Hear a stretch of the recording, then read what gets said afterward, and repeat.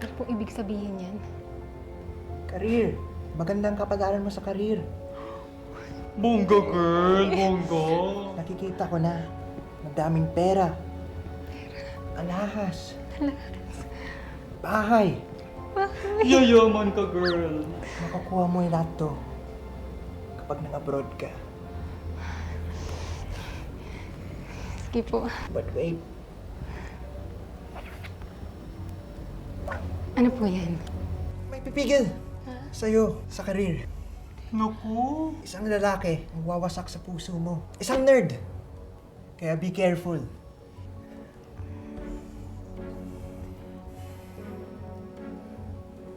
Ayan po, ano po yan? Piece of advice mula sa isang baraha. Mapipigilan lang ito kapag tinuloy mo ang pag-abroad.